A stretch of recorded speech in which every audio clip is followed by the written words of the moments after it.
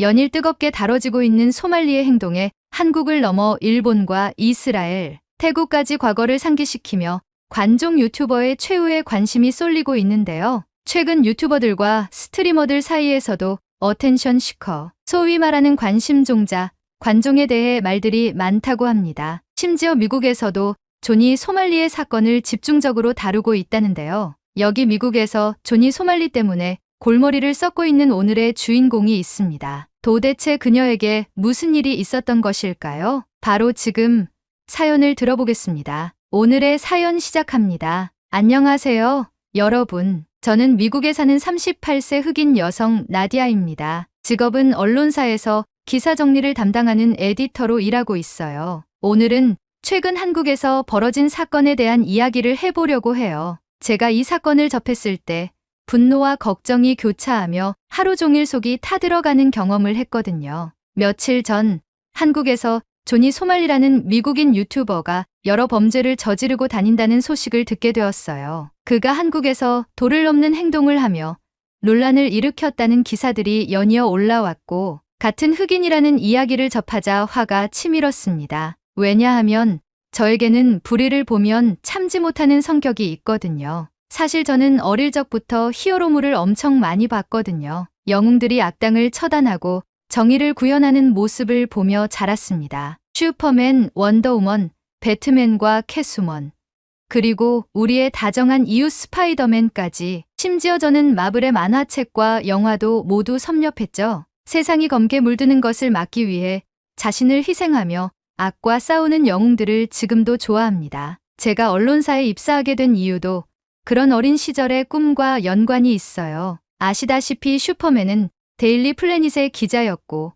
스파이더맨은 데일리 뷰글 신문사에서 사진기자로 일하며 각종 사건과 범죄에 관한 정보를 얻곤 했잖아요. 히어로들의 여러 범죄를 다루는 장면은 제 어린 시절 꿈을 자극했습니다. 저도 언젠가 사회의 불의를 밝혀내고 세상을 더 나은 곳으로 만들고 싶었어요. 그래서 결국 언론사에 입사하게 되었죠. 물론 제가 어릴 적부터 꿈꿔왔던 영웅이라는 것은 인류보다 더 우월한 운동신경과 초능력, 과학기술을 가져야만 하는 것이지만, 나이가 들며 영웅이라는 타이틀은 불의를 보면 맞서는 사람 모두를 지칭한다는 생각으로 변했죠. 꼭 특별한 능력을 가진 사람이 아니라 불의에 맞서 싸우는 사람이라면 누구나 될 수 있다는 생각을 하게 됐어요. 하늘을 날아다닐 수는 없지만 경찰이나 소방관, 심지어 범죄자를 때려잡는 일반인들이나 위기에 처한 사람을 구해주는 일반인들도 모두 영웅이라고 생각하며 저도 영웅이 되고 싶다는 생각이 들었어요. 그래서 어릴 때부터 운동도 열심히 했어요. 킥복싱과 주짓수,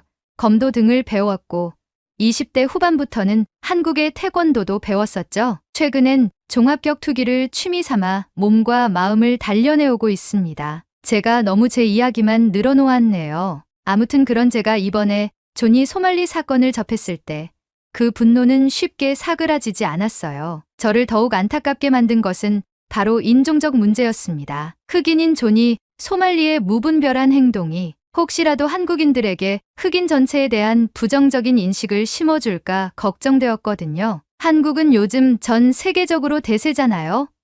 어딜 가나 한국에 대한 이야기가 들리고 한국에 관한 관련 기사가 저희 언론사에선 적어도 2개 이상은 매일 다뤄요. 보통 언론사에서는 그 나라와 지역에 맞는 이슈나 사건 사고를 다루는 게 일반적인데, 올해 초부터 한국 문화와 한국 컨텐츠, 한국의 K-팝에 관한 이슈가 체감상 매일 다뤄지는 것 같아요. 그래서 그런지 미국인, 특히 흑인인 조니 소말리가 악행을 저지른 사건이 화두되고 있다고도 생각이 들고요. 한국에서 금지된 행동을 일부러 저지르고 사람들을 모욕하며 유튜브 구독자를 끌어모으려는 그의 모습에 저는 참을 수 없는 분노를 느꼈어요. 더구나 그가 저와 같은 흑인이라는 소식까지 전해지면서 화는 더 크게 치솟았습니다. 게다가 미국은 다른 나라 사람들이 문제를 일으키면 총기나 무력으로 진압하는 일도 허다하게 발생하는 나라인데, 한국에서 미국인이 악한 행동을 하면 한국인은 오죽할까요?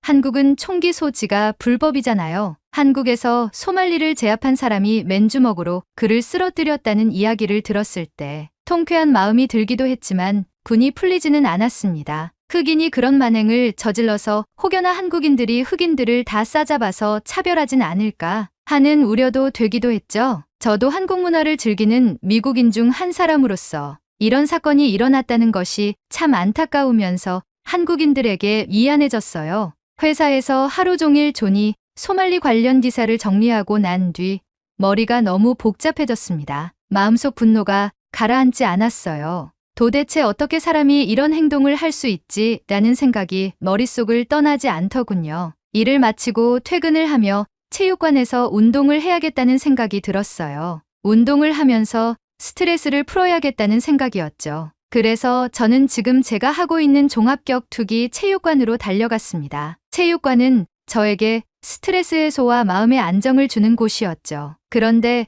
그날 체육관에 들어서자마자 일이 터졌습니다. 제 친구들이 다가오더니 휴대폰을 들고 저를 둘러싼 거예요. 야, 나디야, 이거 봤어? 친구들이 다급하게 휴대폰을 들이밀었습니다. 그들이 보여준 영상은 다름 아닌 존이 소말리의 만행이었죠. 저는 한숨을 쉬며 친구들에게 외쳤습니다. 나 이거 직장에서 정리하고 왔어. 진짜 너무 화나서 도저히 참을 수가 없어. 그러자 같이 운동하는 친구들도 분노의 물결에 동참했습니다. 친구들 대부분이 저처럼 흑인들이라 그들의 반응도 격렬했어요. 이 자식은 대체 뭘 믿고 저렇게 깝치는 거야? 라며 분노했고, 또라이 같은 놈들은 맞아야 돼 라며 입에 담지 못할 욕을 하며 폭발했으며, 그중 한 명은 샌드백을 강하게 돌려차며 내 앞에 있으면 이렇게 담글 거야 라고 말했죠. 친구들이 분노를 터뜨리니 저도 모르게 동화되어 옷도 갈아입지 않은 채 샌드백을 힘껏 내리치고 사이드킥을 후려갈겼어요. 순식간에 체육관 분위기는 뜨겁게 달아올랐고 체육관에 있던 다른 운동인들도 무슨 일인가 싶어 몰려들었습니다. 결국 우린 하라는 운동은 안 하고 둘러앉아서 존이 소말리의 또라이 짓들에 대해 열띤 이야기를 나누며 휴대폰을 쥔 채 각종 정보를 검색하기 시작했어요. 검색을 하다 보니 소말리라는 인물은 각 나라에서 금지하는 행동들,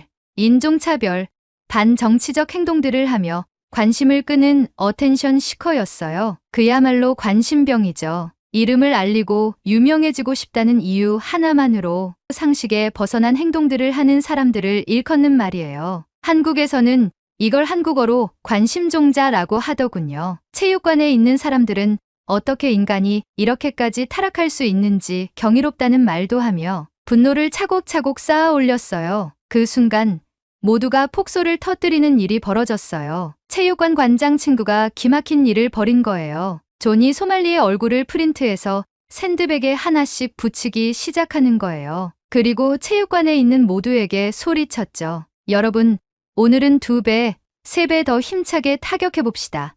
모두 덤비세요 라고 외쳤습니다. 그러자 체육관의 열기는 다시 불타올랐고 모두가 소리를 지르며 샌드백을 강하게 치기 시작했어요. 그 에너지가 한순간에 폭발하며 운동이 시작되었죠. 저도 옷을 갈아입고 뜨겁게 운동을 하던 도중 스파링을 마치고 주변을 둘러봤습니다. 모두가 열심히 운동을 하고 있었는데 존슨이라는 친구가 의자에 앉아 고개를 떨구고 있었습니다. 무슨 일인지 궁금해서 다가가 물었습니다. 존슨, 무슨 일이야? 기분이 좋지 않아 보여. 그러자 존슨이 절 쳐다봤습니다. 그런데 그 눈빛이 너무 무서웠습니다. 그의 눈빛은 불타오르고 있었고 호흡도 거칠었습니다. 존슨은 말했습니다. 저 자식, 미국으로 돌아오게 된다면 뼈도 못 추릴 정도로 죽여놓을 거야. 저는 그 말에 당황하며 존슨을 진정시키려 했습니다. 존슨, 나도 화가 나. 하지만 검색해서 봤듯이 지금 한국에서 조사 중이라고 하잖아. 처벌받을 거야. 하지만 존슨은 아랑곳하지 않고 말을 이어갔습니다. 우리 흑인들이 이 땅에서 차별을 받지 않고 살아가는 데에도 수백 년이 걸렸어. 그리고 난 동양인들이 흑인들을 아직까지 차별한다는 것을 알고 있다고. 백인보다 흑인을 더 차별하는 세상이 저 자식 때문에 다시 심해질까봐 화가 나는 거야. 존슨의 말을 듣다 보니 저도 공감하게 되었습니다. 저는 마치고 존슨에게 술이나 한잔하자고 말했습니다. 친구들과 운동을 마치고 체육관을 나서며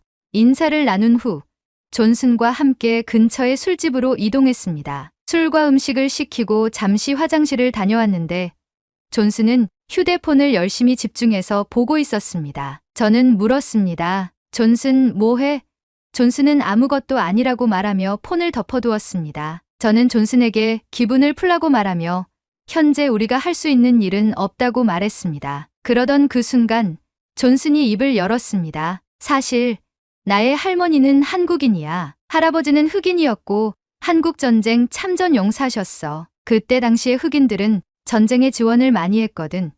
미국에서는 흑인으로 차별을 받고 살아갔지만 군인이 되어 전쟁에 참여하게 되면 미군으로서 대우를 해줬으니까. 저는 존슨의 말을 듣고 존슨이 왜 그렇게 분노가 차올랐는지 단번에 이해할 수 있었습니다. 존슨은 말을 이어갔습니다. 소말리가 한국에서 한 행동 중에 동상에 했던 짓 있지.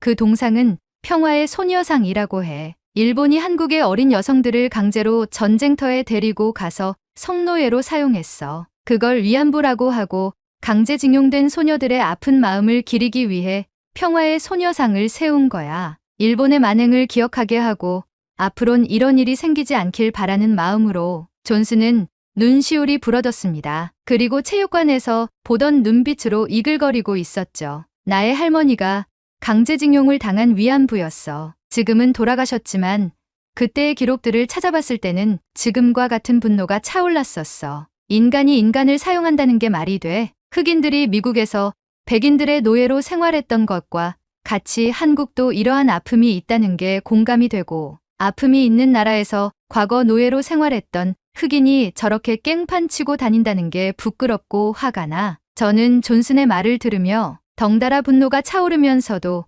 존슨이 왜 이렇게 화가 치밀어 올랐는지 이해할 수 있었어요. 존슨은 한국의 모든 사람들에게 소말리를 대신해 미국인으로서 미안하다고 사과하고 싶다고 했고, 아까 제가 화장실에 간 사이에 SNS에 소말리 관련 게시물에 미안하다고 댓글을 달고 있었다고 했어요. 그 모습을 보니 한 명의 관심종자 때문에 정신적 피해를 입는 사람도 생긴다는 생각이 들며 화가 났어요. 저도 존슨에게 직장에서부터 체육관에 올 때까지의 스트레스에 대해 얘기를 했어요. 이럴 때 히어로가 나타나서 정의구현을 해주면 어떨까에 대해 얘기하니 존슨은 그제서야 피식거리며 웃기 시작했어요. 마치 어린아이 같다며 저를 놀려댔죠. 다시금 기분이 조금 풀린 우리는 자리를 마무리하고 각자 집으로 돌아갔습니다. 그리고 다음날 출근을 해서 커피를 마시며 인터넷을 둘러보던 중 소말리에 대한 내용을 발견하게 되었습니다. 이 자식은 한국에서 또 무슨 사고를 친 거야?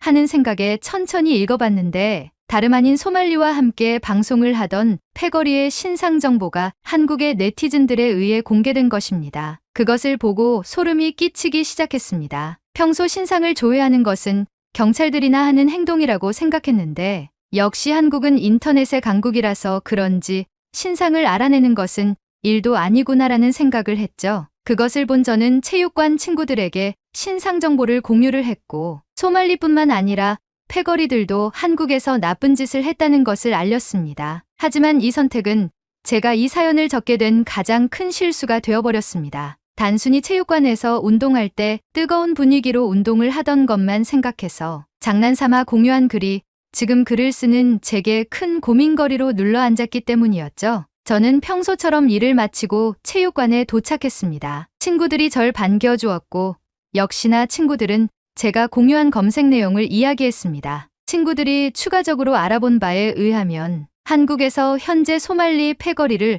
황금 고블린이라고 말한다고 했습니다. 저는 황금 고블린이 무슨 얘긴지 몰라서 물어봤어요. 그러자 친구들은 PC게임에서 황금 고블린이라는 몬스터를 잡으면 수준 높은 아이템을 주는데 한국에서 소말리에게 주먹질 한 사람들이 영웅, 의인이라는 칭호를 부여받으며 네티즌들에게 고맙다는 말을 들으며 인기를 얻고 있다고 하더라고요. 그래서 한국에 힘 좀 쓰는 네티즌들이 신상을 조회하고 말 그대로 황금 고블린 사냥을 하러 다니는 거죠. 저는 다시금 한국인들이 대단하다고 느꼈어요. 그리고 한국인들은 절대 건들면 안 되겠다는 생각이 들었고 한국인들이 불의를 보면 참지 않는 높은 시민의식을 가지고 있구나 라고 감탄하며 옷을 갈아입기 위해 라커룸으로 들어갔습니다. 옷을 갈아입고 나왔는데 뭔가 허전한 기분이 들었습니다. 주변을 둘러보며 왜 허전한지 알아보려 하는 순간 번뜩이는 한 사람이 생각이 났죠. 바로 존슨이었어요. 존슨이 보이지 않는 겁니다. 저는 친구들에게 존슨이 왜 오지 않았냐고 물었어요. 친구들은 잘 모르겠다고 말하며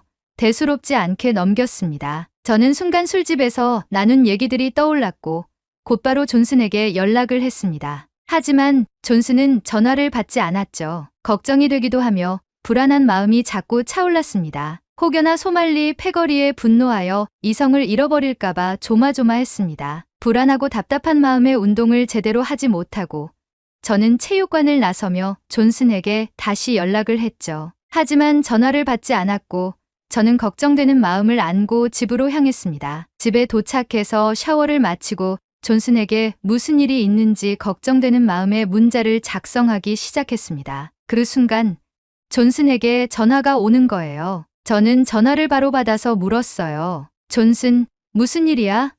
오늘 왜 체육관에 나오지 않았어? 수화기 너머에서는 존슨의 숨소리만 들렸고 저는 조마조마했습니다. 나디아, 소말리 패거리는 선을 넘었어. 이제 돌이킬 수 없어. 저는 존슨의 말이 이해가 가지 않아서 되물었습니다. 무슨 말이야?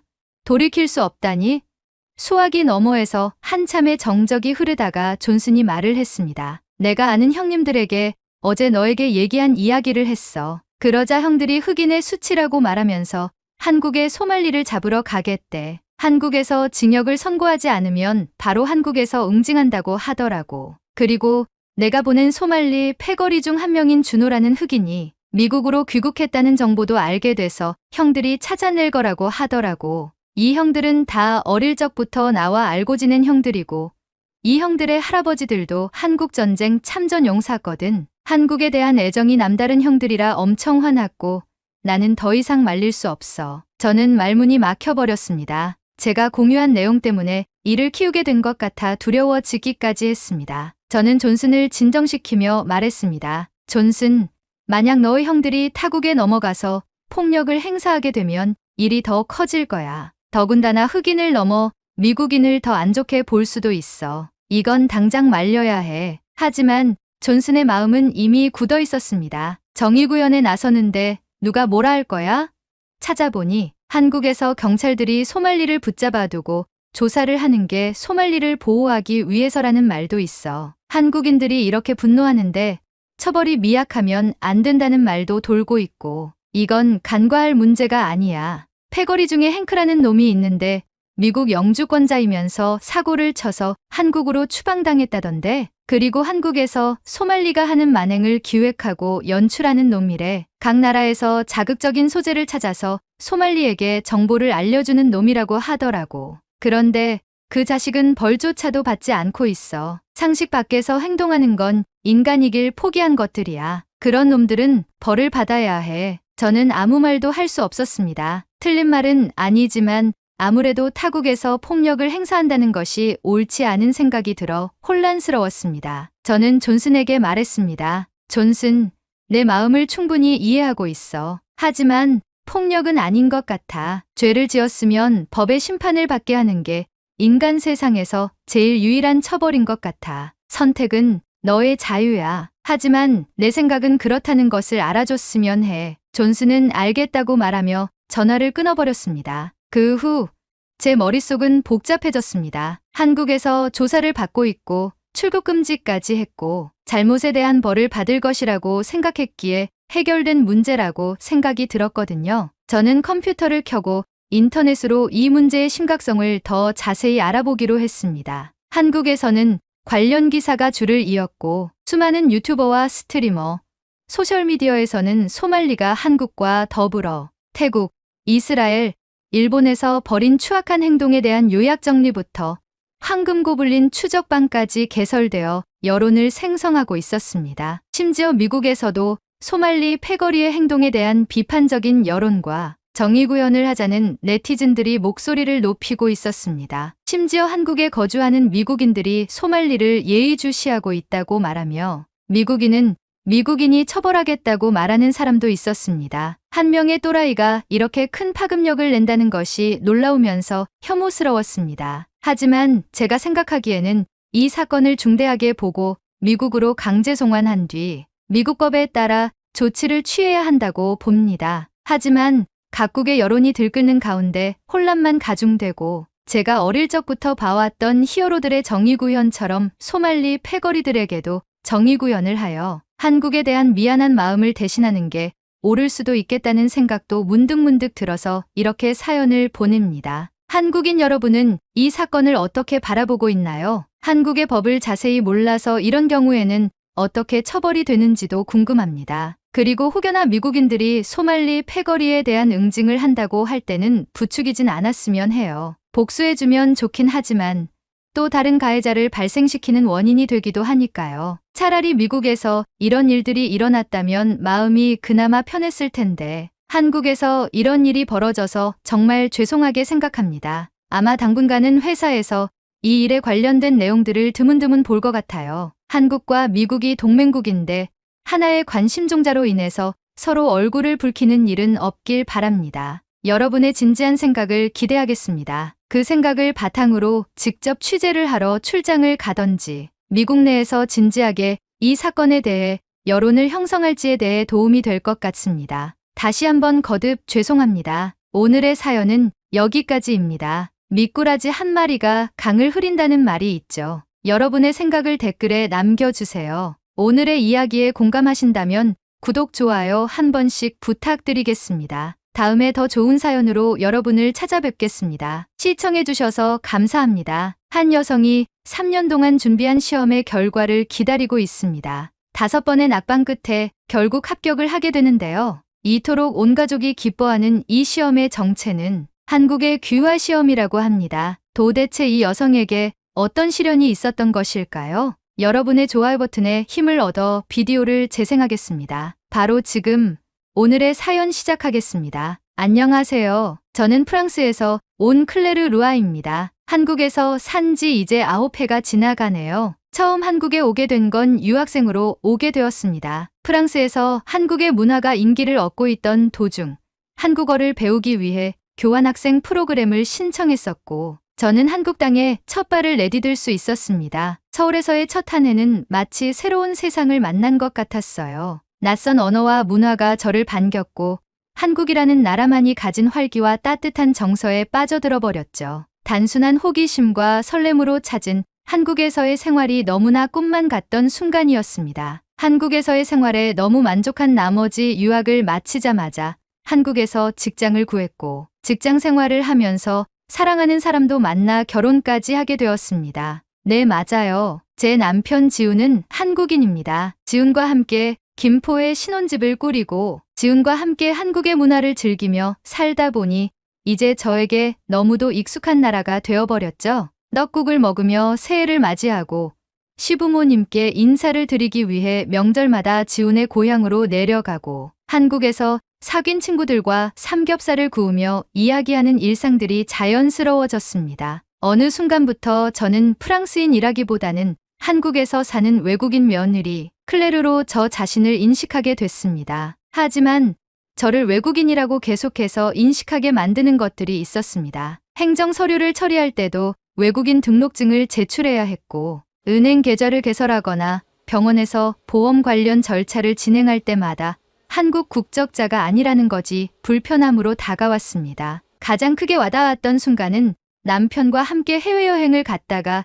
한국으로 돌아올 때였어요. 남편은 한국인 전용 심사대를 통해 금방 입국하는데 저는 외국인 전용 심사대에서 꽤 오랜 시간 기다려야 했죠. 저는 그날 공항에서 긴 줄을 서면서 생각했어요. 나는 프랑스 국적을 가지고 있지만 사실상 한국에서 살고 있고 한국에서 인생을 만들어 가고 있는데 왜 이렇게 불편함을 가져야 하는 걸까? 하루는 제 고민을 지훈에게 했을 때 지훈은 조심스레 말했어요. 클레르, 그냥 한국 국적을 취득하는 건 어때? 처음엔 가볍게 넘겼습니다. 한국에서의 삶의 불편함이 조금 있을 뿐이지 국적을 바꿔야 할 정도는 아니라고 생각했거든요. 하지만 시간이 지날수록 나는 앞으로 한국에서 살아갈 것인데 외국인으로 삶을 살아야 하는 것일까라는 생각이 점점 더 깊어졌습니다. 그리고 어느 날 저는 한국인이 되고 싶다는 결심을 하게 되었습니다. 그저 편의를 위해서가 아니라 진정으로 한국 사회의 일원으로 살아가고 싶었습니다. 저의 미래를 이곳에서 그리고 싶었고 제 인생을 바꾼 이 나라에 저도 온전히 속하고 싶었습니다. 그렇게 저는 귀화를 결심했습니다. 하지만 이 결정이 제 인생에서 가장 힘든 도전이 될 줄은 그때는 미처 몰랐습니다. 귀화를 결심한 후 저는 프랑스에 있는 부모님과 친구들에게 이 소식을 전했습니다. 저는 당연히 응원을 받을 거라고 생각했어요. 하지만 돌아온 반응은 예상과 달랐습니다. 클레르, 그냥 영주권만 받아도 되잖아. 꼭 국적까지 바꿀 필요가 있어. 프랑스 여권이면 충분히 좋은데 왜 그런 결정을 하는 거야? 내가 한국에 오래 살았다고 해도 완전히 한국인이 될 수 있을까? 부모님도 크게 다르지 않았습니다. 어머니는 걱정스럽게 말씀하셨어요. 넌 프랑스에서 태어나고 자랐어. 국적을 바꾼다고 해서 내가 한국인이 되는 건 아니야. 친구들과 가족들은 여전히 저를 프랑스인으로 보고 있었고 국적을 바꾸겠다는 저의 결정을 쉽게 받아들이지 못하는 것 같았어요. 하지만 저는 단순히 서류상의 국적이 아니라 저 자신이 살아가고 싶은 정체성을 선택하는 과정이라고 생각했습니다. 한국에서의 삶이 더 자연스럽고 한국인으로서 사회의 일원이 되고 싶었습니다. 이건 단순한 편리함의 문제가 아니야. 내가 어디에 속하고 싶은지, 어떤 사회의 일원이 되고 싶은지에 대한 결정이야. 저는 그렇게 스스로 다짐하며 귀화 준비를 본격적으로 시작했습니다. 귀화 시험에 대해 알아보니 국적을 취득하기까지 넘어야 할 벽이 많았습니다. 기출문제들을 확인해보니 시험은 크게 세 가지로 나뉘어 있었습니다. 첫 번째 시험은 한국어 능력 평가였습니다. 저는 한국에서 생활한 지 6년이 지났고 직장에서도 한국어를 사용했기 때문에 이 부분은 크게 걱정되지 않았습니다. 하지만 막상 시험을 준비해보니 생각보다 어려운 부분이 많았습니다. 듣기 시험에서는 방송 뉴스나 공식 발표문처럼 딱딱한 문장이 나왔고 읽기 시험에서는 신문 기사나 정책 설명문 같은 복잡한 글을 해석해야 했습니다. 평소 대화에서는 문제 없었지만 공식적인 한국어 문장을 이해하고 답하는 것은 또 다른 문제였습니다. 그리고 쓰기 시험이 가장 큰 난관이었습니다. 한국의 경제 발전 과정에 대해 서술하시오. 한국의 민주화 운동이 갖는 역사적 의미를 설명하시오. 이런 문제를 보고 있으면 머릿속이 새하얘졌어요. 문법적으로 틀리지 않게 문장을 구성하는 것도 어렵지만 무엇보다 정확한 내용을 써야 했습니다. 한국의 경제 발전 과정이라니 한두 문장으로 설명할 수 있는 게 아니잖아요. 두 번째 시험은 한국의 역사와 문화에 관한 평가였습니다. 제가 한국에서 6년을 살았다고 해도 한국 역사를 완벽히 이해하는 것은 다른 문제였습니다. 고조선부터 시작해서 삼국시대, 고려, 조선, 대한제국, 일제강점기, 한국전쟁, 민주화 운동까지 너무 많은 사건들이 있었습니다. 연도와 사건의 흐름을 정확히 외우는 것은 물론이고 각각의 사건이 갖는 의미까지 숙지해야 했죠. 제일 제 머리를 지끈거리게 했던 것들은 네 글자 단어들이었습니다. 갑오개혁이라는 단어를 읽을 때마다 이게 무슨 개혁이었더라 하며 머리를 감쌌습니다. 한국 사람들은 초등학교 때부터 배우는 내용이겠지만 저에게는 완전히 새로운 역사였어요. 그리고 문화시험에서는 한국의 전통 의례, 명절, 사회적 예절 등에 대한 문제가 나왔습니다. 한국의 대표적인 전통 명절을 2가지 이상 서술하고 각각의 의미를 설명하시오. 제사 문화의 특징과 절차를 설명하시오. 추석과 설날은 알고 있었지만 제사 문화에 대해서는 정확히 설명하기 어려웠습니다. 평소에는 그냥 남편 가족을 따라 절을 하고 음식을 나누는 정도였지 제사의 절차와 의미를 세세하게 이해하고 있지는 않았거든요. 2가지의 필기 시험을 통과하면 마지막으로 심층 면접을 본다고 하더라고요. 면접에서는 귀화를 신청한 이유와 한국 사회에서의 생활에 대해 질문을 던진다고 했습니다. 귀화를 결심한 이유가 무엇인가요? 프랑스와 한국의 문화적 차이를 설명해 주세요. 한국 사회에서 외국인으로서 겪었던 어려움이 있나요? 질문 자체는 예상했던 내용이었지만 단순히 정해진 답을 하는 것이 아니라 정말 한국 사회의 일원으로 살아갈 준비가 되어 있는지를 평가하는 듯했습니다. 저는 도서관을 다니며 필기시험을 준비하고 한국 친구들에게 밥과 술을 사며 면접 준비도 열심히 임했습니다. 시험 당일 저는 예상보다 훨씬 더 긴장한 상태로 시험장에 도착했습니다. 주변에는 저처럼 귀화를 준비하는 다양한 국적의 사람들이 있었습니다. 어떤 사람들은 가족과 함께 왔고 어떤 사람들은 조용히 마지막 복습을 하고 있었습니다. 드디어 시험이 시작되고 저는 최대한 침착하게 문제를 풀어나갔습니다. 듣기와 읽기 파트는 무난했지만 쓰기 시험에서 난관에 부딪혔습니다. 머릿속이 하얘졌습니다. 기출문제와 다른 내용의 문제가 나오다 보니 논리적으로 정리해서 글을 쓰는 것이 쉽지 않았어요. 최대한 머리를 쥐어 짜내어 답안을 작성하긴 했지만 자신이 없었습니다. 그리고 며칠 후 결과가 발표되었습니다. 저는 결과를 확인하는 순간까지 희망을 가졌지만 불합격이란 두 글자가 눈앞에 선명하게 보이는 순간 깊은 한숨을 내쉬었습니다. 시험을 다시 봐야 한다는 압박감이 밀려왔고 내가 한국인이 될 자격이 없는 걸까 하는 생각까지 들기 시작했습니다. 지우는 그런 저를 격려하며 제 어깨를 주물러주며 말했습니다. 괜찮아. 한 번 더 보면 돼. 그렇게 저는 남편의 응원에 힘입어 다시 공부를 시작했습니다. 하지만 두 번째 시험도 불합격. 솔직히 공부했던 부분이 시험에 나오지 않았다는 변명을 해보고 싶었지만 결국 문제는 저 자신이었습니다. 아무리 한국에서 오래 살았다고 해도 한국인으로 인정받는다는 것은 또 다른 차원의 문제였어요. 불합격이라는 단어가 머릿속에서 떠나질 않아 저는 몇 시간 동안 밖을 떠돌다가 밤늦게 집으로 돌아왔습니다. 지우는 걱정된 얼굴로 저를 맞이했어요. 시험 어땠어? 그의 목소리는 조심스러웠지만 저는 답하기 싫었습니다. 결과를 말하는 순간 다시 현실을 마주해야 할 것 같았으니까요. 저는 가방을 벗어 소파 위에 던지고 말했습니다. 떨어졌어. 잠시 정적이 흘렀습니다. 지우는 조용히 저를 바라보다가 다가와 제 어깨를 감싸 안았습니다. 괜찮아. 이번엔 어떤 문제가 어려웠어? 다 어려웠어. 저는 짜증 섞인 목소리로 말하고는 그대로 소파에 주저앉았습니다. 책을 펴고 공부했던 시간들이 머릿속을 스쳐 지나갔습니다. 한국어를 배우느라 고생했던 날들, 역사책을 한 줄 한 줄 외우며 노트에 빼곡히 적었던 순간들, 그리고 한국 뉴스와 토론 영상을 보며 면접을 준비했던 시간들, 그 모든 노력이 단 한 번의 시험 결과로 부정당하는 기분이었습니다. 지우는 한동안 저를 가만히 지켜보다가 말했습니다. 그만할 거야? 저는 그의 말을 듣고 고개를 들었습니다. 지훈의 얼굴에는 실망도, 조급함도 없었지만 그 대신 저에게 진지하게 묻고 있었습니다. 포기해야 할까? 프랑스에 있는 가족들과 친구들이 했던 말들이 떠오르면서 점점 그 말이 맞을 수도 있겠다는 생각이 들고 있었습니다. 그 순간 지훈이 제 손을 잡으며 말했습니다. 클레르, 내가 한국인이 되고 싶다고 했을 때 이유가 뭐였어? 저는 대답하지 못했습니다. 여권 때문이야?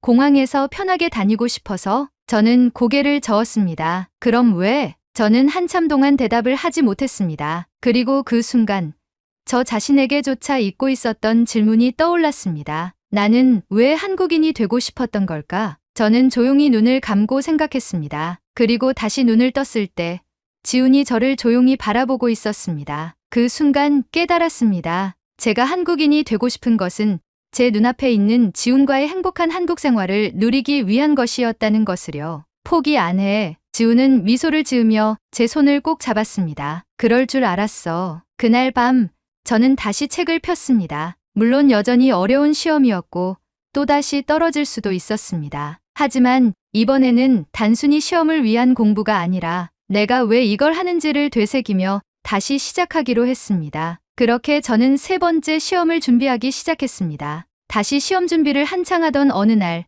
지훈이 제 손을 잡고 말했습니다. 클레르, 이제 암기하는 방식은 그만하자. 나랑 같이 한국을 느껴보자. 한국을 느끼라고? 처음에는 무슨 말인지 이해하지 못했습니다. 하지만 지훈은 침착하게 설명했어요. 시험 문제를 외우는 것도 중요하지만 내가 한국에서 살아가면서 자연스럽게 배웠던 것들이 있잖아. 한국을 직접 경험하면서 공부하는 게 더 효과적일지도 몰라. 저는 생각해 보았습니다. 한국에서 살면서 자연스럽게 익혔던 것들. 한국인들은 밥을 먹을 때 반찬을 서로 나눠 먹으며 가치라는 개념을 중요하게 생각했어요. 지하철에서 연세 드신 분들을 보면 자연스럽게 자리를 양보하는 모습도 한국에서는 당연한 일이었어요. 그리고 가족뿐만 아니라 친구, 동료들과도 깊은 정을 나누는 문화. 지훈의 말대로 저는 이미 한국을 배우며 살아가고 있었습니다. 그런데 그걸 시험 문제로만 접근하려 했던 것이 문제였던 거죠. 그럼 어떻게 공부하면 좋을까? 지훈은 자신 있게 말했습니다. 우리 직접 체험하러 가자. 첫 번째로 방문한 곳은 경복궁이었습니다. 사실 저는 예전에 몇 번 방문한 적이 있었어요. 친구들과 사진을 찍으며 즐겁게 구경했던 기억도 있습니다. 하지만 그때는 단순한 관광이었고 조선시대의 역사를 깊이 이해하려는 목적은 아니었어요. 지우는 마치 가이드처럼 설명해 주었습니다. 경복궁은 조선의 법궁이야. 하지만 임진왜란 때 소실되었다가 고종 때 다시 재건됐어. 그런데 일제강점기 때 일본이 경복궁을 훼손하면서 지금의 모습이 된 거야. 저는 조용히 건물을 바라보며 말했습니다. 그런 이야기는 처음 들었어. 그냥 오래된 궁궐이라고만 생각했지. 그렇지? 그냥 암기할 게 아니라 역사의 흐름을 이해하는 게 중요해. 궁궐 안을 걸으며 저는 단순히 조선시대 왕들이 머물렀던 곳이 아니라 수백 년 동안 사람들이 이곳을 지키고 변화해 온 역사를 피부로 느낄 수 있었습니다. 그 후에는 독립기념관에도 갔습니다. 독립운동가들의 이름이 적힌 벽 앞에서 저는 발걸음을 멈췄어요. 이 사람들은 한국을 지키기 위해 목숨을 걸었던 사람들이야. 책에서만 보던 역사적 사건들이 더 이상 단순한 시험 문제가 아니라 실제 이 땅에서 살아갔던 사람들의 이야기라는 걸 깨달았습니다. 이제야 조금씩 이해가 되는 것 같아. 지우는 고개를 끄덕이며 말했습니다. 이제 진짜 내가 한국을 배우고 있는 거야. 역사 공부 외에도 귀화 시험에서 가장 중요한 것은 한국어 면접이었습니다. 지우는 면접 연습도 적극적으로 도와주었어요. 귀화 면접에서는 내가 왜 한국인이 되고 싶은지를 말해야 해. 그냥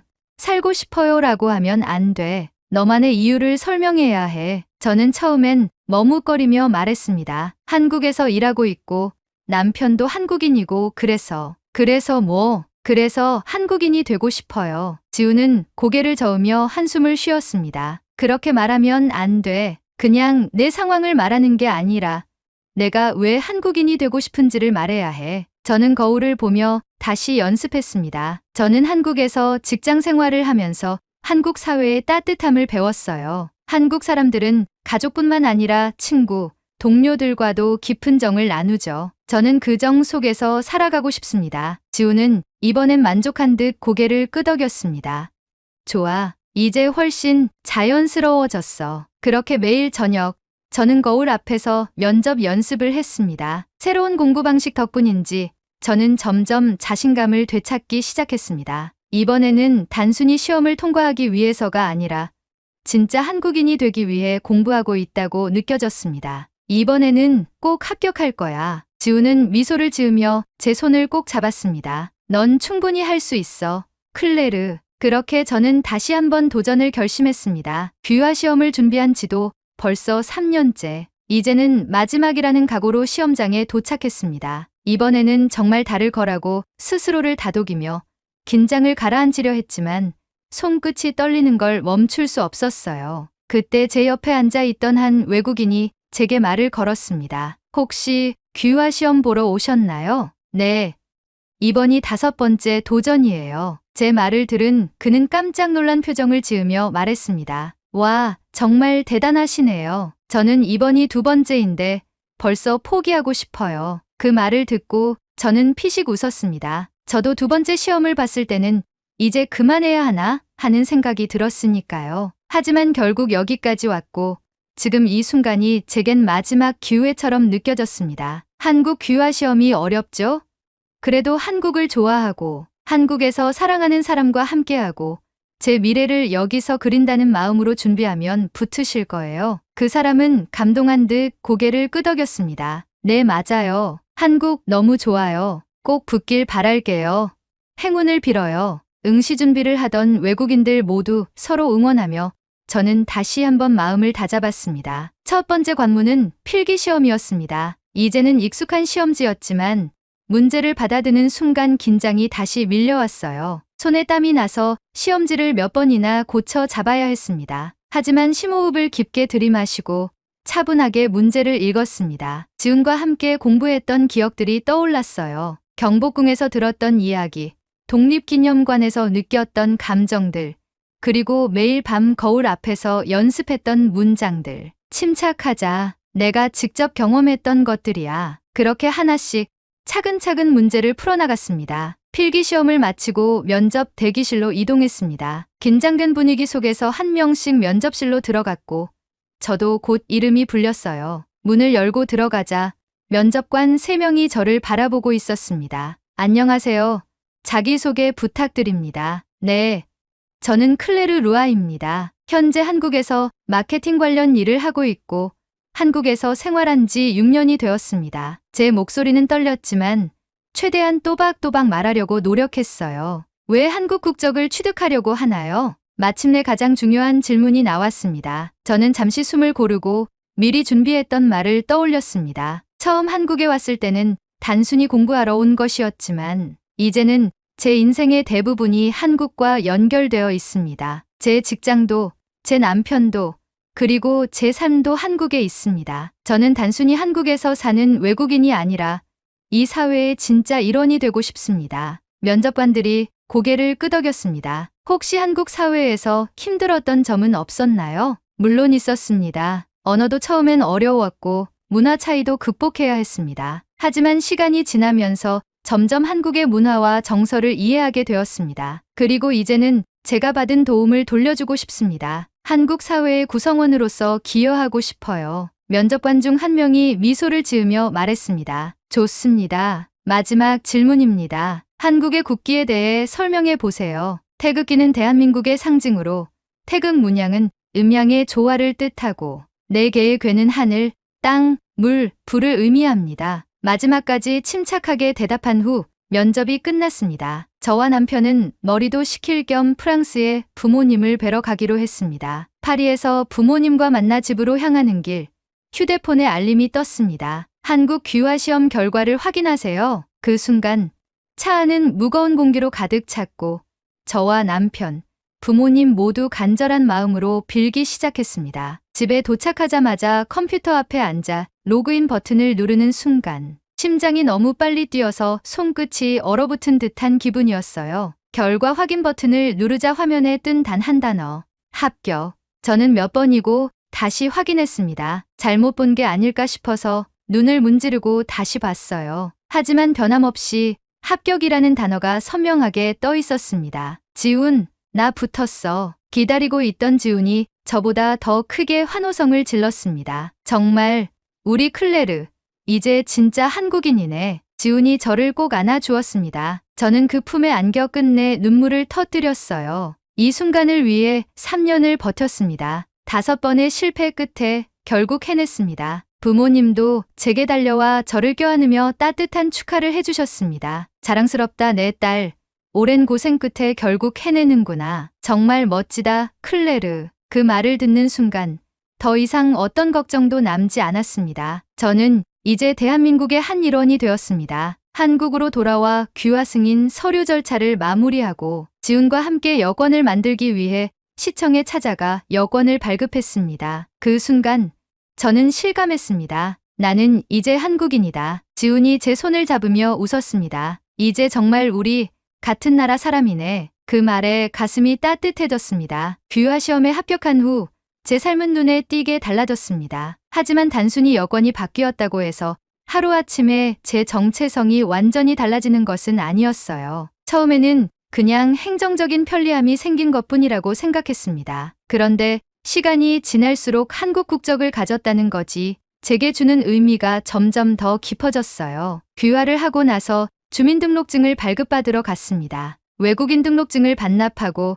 한국 국적자로서 주민등록증을 발급받으러 가는 순간 생각보다 긴장됐어요. 서류를 작성하는 손이 약간 떨렸습니다. 직원이 미소를 지으며 제 신분증을 건네주었을 때 그 작은 카드가 유난히 무겁게 느껴졌습니다. 이전에는 외국인 등록증을 제시할 때마다 나는 이곳에 사는 외국인이라는 걸 인식했어요. 하지만 주민등록증을 손에 쥐고 나니 어쩐지 나는 이 나라의 국민이라는 자부심이 생겼습니다. 작은 변화였지만 제게는 아주 큰 의미가 있었어요. 하지만 귀화를 하면서 한 가지 고민이 남아 있었습니다. 한국은 이중 국적을 허용하지 않기 때문에 저는 결국 프랑스 국적을 포기해야 했습니다. 프랑스 대사관에 가서 서류를 제출할 때 마음이 복잡했어요. 프랑스는 제 고향이고 제 부모님이 계신 곳이니까요. 어린 시절부터 익숙했던 프랑스인이라는 정체성을 내려놓는다는 게 쉽지 않았습니다. 나는 이제 프랑스인이 아닌 건가? 하지만 저는 곧 깨달았습니다. 국적이 바뀌어도 저의 뿌리는 변하지 않는다는 것을요. 저는 프랑스에서 태어났고 프랑스 문화를 사랑하지만 제 삶은 이제 한국과 더 가까워졌어요. 한국 국적을 얻었다고 해서 모든 게 끝난 것은 아니었습니다. 진짜 한국 사회의 일원이 되려면 계속해서 배워야 한다고 생각했어요. 그래서 저는 한 가지 새로운 목표를 세웠습니다. 이제는 한국 사회에 기여할 수 있는 사람이 되고 싶다. 그래서 저는 한불문화원에서 진행하는 문화 교류 프로그램에 자원봉사자로 참여하기 시작했습니다. 문화 교류 활동을 하면서 저는 또 새로운 목표를 세우게 됐습니다. 내가 직접 프랑스인들에게 한국을 가르칠 수 있다면 어떨까? 한국 귀화 시험을 준비하며 힘들었던 기억이 떠올랐어요. 처음에는 한글을 읽는 것도 어려웠고 발음도 잘 되지 않았어요. 그런데 그 과정을 극복하면서 한국어의 매력을 알게 되었고